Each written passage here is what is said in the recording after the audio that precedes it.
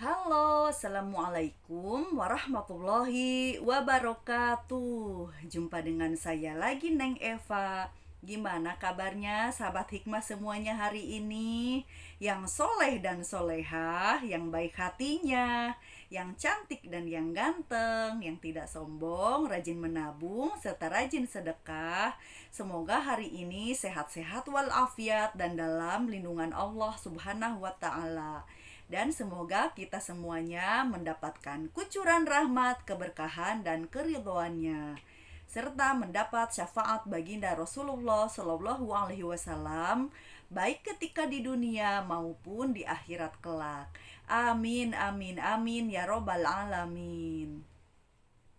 Baik sahabat hikmah semuanya, sebelumnya saya akan mengingatkan bahwa video konten YouTube ini dibuat untuk umum dan bagi siapa saja yang mau mengambil pelajaran, manfaat serta hikmah di dalamnya, serta untuk pertumbuhan dan perkembangan jiwa kita setiap harinya.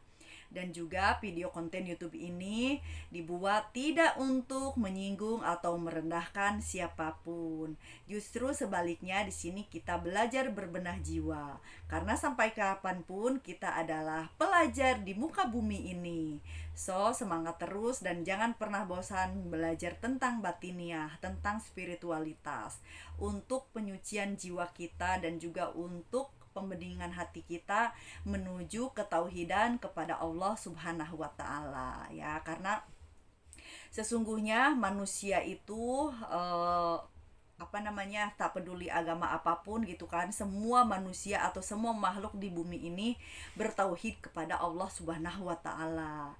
Hanya saja ada yang tahu, ada yang tidak, ada yang mengerti, ada yang tidak, ada yang terhijab, ada yang tidak gitu ya. Jadinya makanya ilmu itu perlu digali, karena wajib hukumnya bagi kita semua untuk mencari ilmu sampai masuk ke liang lahat. Kita masuk ke liang lahat kok mencari ilmu atau mendapat ilmu. Salah satu contohnya adalah ketika kita masuk ke liang lahat, maka seorang yang muadzin itu kan mengadankan kita kan, bacaan adan gitu, Allahu Akbar, Allahu Akbar gitu kan. Nah itu juga sebenarnya kan ilmu terakhir, ilmu yang kita dapatkan itu dengan cara kita diberi adan, karena memang nyawanya sudah lepas gitu kan. Itu juga merupakan suatu ilmu yang terakhir kali kita dapatkan gitu. Nah jangan sampai setiap hari itu ilmu itu hanya itu saja gitu kan. Memang ilmu itu tidak hanya harus didapatkan di majelis-majelis taklim atau di sekolah. Dalam kehidupan sehari-hari pun kita bisa mengambil ilmu atau pelajaran dari kehidupan kita sehari-hari. Bagaimana cara kita berinteraksi dengan orang lain, bagaimana kita cara menghadapi peristiwa-peristiwa alam atau musibah-musibah tertentu. Tentu semua itu bisa kita ambil hikmahnya. Kita bisa mengambil hikmah, itu pun suatu ilmu yang sangat bermanfaat untuk pertumbuhan dan perkembangan jiwa kita. Nah, baik, sekarang kita akan bahas tentang karena ini baru ada beberapa orang yang bergabung, dan kebetulan yang baru bergabung itu masih awam tentang spiritualitas, maka kita bahas dari awal tentang penyakit-penyakit batin. Nah, perlu diketahui penyakit batin ini sangat-sangat berbahaya, karena dengan penyakit batin ini bisa merambat kepada penyakit dohir gitu. Makanya hati-hati ya. Jadi penyakit dohir itu seperti orang misalkan terkena depresi, diabetes, sehingga merambat ke empedu, ke ulu hati, merambat ke liver. Itu awalnya itu dari penyakit batin dulu gitu. Ada juga memang karena faktor gaya hidup, ada juga faktor memang terlalu banyak mengkonsumsi obat-obatan yang mengandung zat kimia atau kurang minum gitu kan. Nah, itu memang banyak faktornya, tapi ini kan tentang spiritualitas. Makanya saya di sini berbagi ilmu bahwasannya perlu diketahui penyakit dohir pun atau penyakit lahir atau penyakit fisik itu juga awalnya bisa disebabkan karena penyakit batin gitu. Nah, penyakit batin ini yang pertama ada yang disebut dengan iri hati. Iri hati sebenarnya tidak termasuk penyakit ya dalam kategori tertentu gitu. Karena memang iri hati itu suatu sifat yang tidak tercela, namun juga tidak terpuji. Hanya saja bahayanya kalau iri hati ini dibiasakan dengan iri hati yang negatif, bukan iri hati yang positif, maka iri hati ini akan menyebabkan kepada penyakit hati berikutnya, yaitu dengki. Nah, itu bahayanya ya. Paling bahayanya penyakit batinnya itu dengki gitu. Nah, makanya iri hati ini tergantung kita iri hatinya apa dulu. Sesuatu yang tidak tercela, yaitu seperti kita iri, misalkan kalau anak sekolah, kita iri hati sama yang nilainya tinggi, sehingga kita termotivasi untuk belajar agar nilainya tinggi gitu. Itu bagus, iri hati yang positif.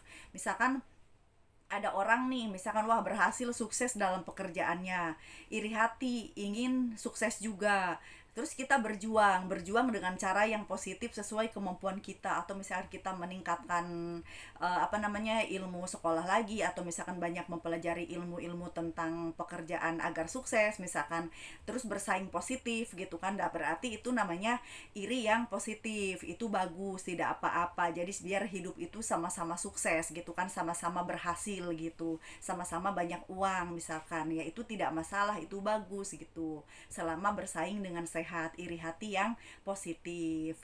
Terus misalkan melihat teman atau sahabat atau tetangga atau siapapun yang taat banget ibadahnya, budi pekertinya bagus, sehingga kita iri hati ingin memiliki budi pekerti yang bagus juga, ingin taat beribadah juga, ingin istiqomah dalam berilmu, mencari ilmu juga. Nah, itu bagus, itu namanya iri hati yang positif, iri hati yang tidak tercela.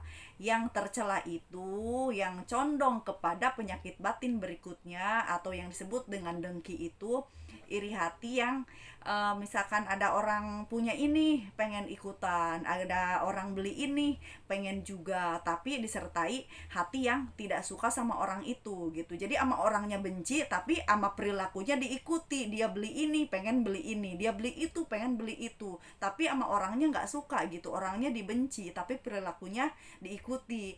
Nah, itu yang disebut dengan iri hati negatif gitu, itu namanya iri yang negatif. Nah, inilah yang bisa menyebabkan benih-benih kedengkian. Maka hati-hati ya. Jadi kita kalau kalau ingin sehat itu kita harus tahu dulu nama-nama penyakit, jenis-jenis penyakit batin itu apa aja gitu. Setelah kita tahu ciri-cirinya seperti ini, kita introspeksi diri, apakah kita masih ada penyakit seperti ini di dalam jiwa. Kalau memang ada, segera sembuhkan, segera bertobat gitu. Nah, terus penyakit hati berikutnya, pertama iri, yang kedua dengki ya. Nah, dengki ini adalah senang melihat orang lain susah dan susah melihat orang lain senang, atau kata lain ingin mematikan nikmat dan kesenangan yang Allah berikan kepada seseorang. Masya Allah ya, ini tentu sangat bahaya, karena satu kali kita iri dengki kepada seseorang, maka amal baik kita itu yang sudah kita lakukan dari awal kita melakukan kebaikan gitu, amal ibadah kita, maka hancurlah, leburlah semua kebaikan kita hanya karena satu kedengkian kepada seseorang. Makanya dengki itu sebahaya-bahayanya penyakit batin. Tapi paling paling banyak dialami mungkin ya, kalau kita tidak berbenah mungkin hampir semua orang pernah dengki sama seseorang, walaupun misalkan kita sudah pernah bebenah. Jadi kalau kita tidak disertai dengan kesadaran pun mungkin iri dengki itu akan tetap ada, karena memang hakikatnya kita itu manusia biasa yang tepatnya lemah, salah dan hilaf gitu, dan tepatnya hina gitu. Tapi makanya belajar berbenah. Kalau kita tahu insya Allah itu sesuatu yang berbahaya, insya Allah kita bisa menghindarinya dan kita bisa bertobat dari penyakit hati tersebut ya. Nah, berikutnya yang ketiga adalah benci itu. Nah, benci juga sama, benci sama dengki itu beda tipis gitu. Kalau benci lebih kepada tidak suka sama orangnya, kalau dengki itu lebih kepada kesenangan atau kenikmatan yang dialami seseorang itu gitu. Jadi beda konteks ya, tapi tetap sama, intinya masih dengki-dengki juga, cuman benci ini lebih kepada orangnya gitu. Justru bahaya juga, karena apa? Karena manusia itu kan ciptaan Tuhan, ngapain kita benci, iya kan? Toh semua manusia punya kekurangan kelebihan, untuk apa dibenci? Kalau memang gak suka, ya gak suka aja sama perbuatannya, tapi jangan dibenci orangnya, karena benci juga itu merupakan suatu penyakit hati atau penyakit batin. Nah, nanti kita sambung lagi ya, karena durasinya sudah 10 menit lebih. Kita lanjutkan lagi penyakit hati atau penyakit batin di sesi berikutnya. Oke, saya mohon maaf kalau ada kekurangan dan kesalahan dalam menyampaikannya, karena saya hanya manusia biasa yang belajar dan terus belajar. Ambil baiknya dan buang buruknya, dan juga semoga bermanfaat. Minal aidin wal faidin, mohon maaf lahir dan batin. Wassalamualaikum warahmatullahi wabarakatuh. Orang baik pada yang mengambil hikmah, sehat lahir dan batin is the best.